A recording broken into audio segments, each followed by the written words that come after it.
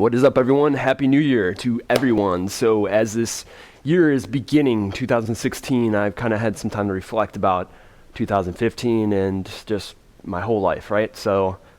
And the topic today is going to be anger.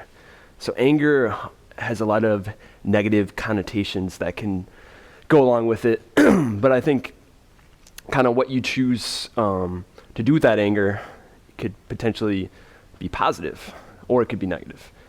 So I'm going to just do a little timeline. So I'll start from when I was a little kid, all right? So I can remember in middle school, I think it was like the first couple days of middle school, actually. So I was a smaller kid, and I remember there was this big, kind of like fat kid, and he was a bully, and I just remember he, came up to me and was, I don't know what he was trying to do, like take my lunch money or something. But anyway, that was kind of like my first experience of kind of like the fight or flight response. And I think luckily, and my good friend Jake, I know he's got it in him as well, you fight. So I fought. I don't remember if I won or lost, but basically after that, people knew, don't mess with that guy. He's not going to take stuff from anyone. And, I think that fight or flight response also just kind of coincides with anger, right? I got angry, and instead of like getting angry and just rolling over and let the, bully have his way or whatever, which is going to probably propel over time and my whole life's going to change, I said, no, that's not going to happen. I'm not going to allow that to happen to me. I'm going to stand up for myself. And I fought. And I think, one of the Rocky movies, I don't know which one it is exactly, but he words it well, where he just says, the world's not going to give you anything, right?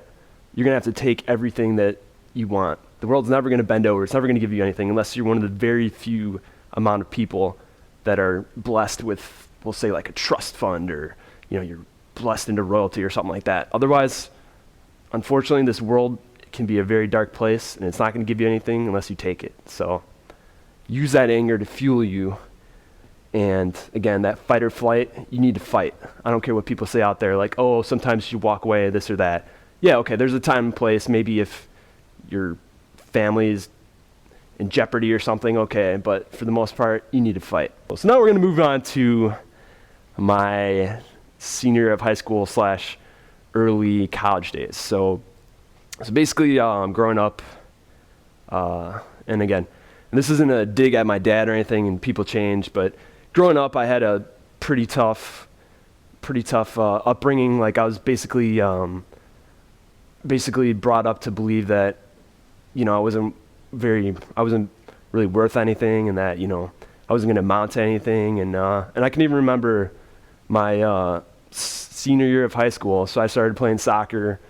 And I just devoted all my time to soccer, and I can remember my dad just saying, like, what are you doing? Why are you wasting your time with this? And you need to go get a job. You need to go work. And I tried to explain to him, like, Dad, the reason why I'm working so hard at soccer is so that I can go to school, get a scholarship, and that's going to take me to where I wanted to be. I wanted to be a professional soccer player. That didn't end up happening, but that was my goal. And he's like, I don't care, like, this is a waste of time, blah, blah, blah. And I just used that. I used that anger that I had inside of me to fuel me, and I worked that much harder in my training sessions, pushed that much harder, got myself through college, put myself through college. Nobody helped me, right? I put myself through school with my hard work.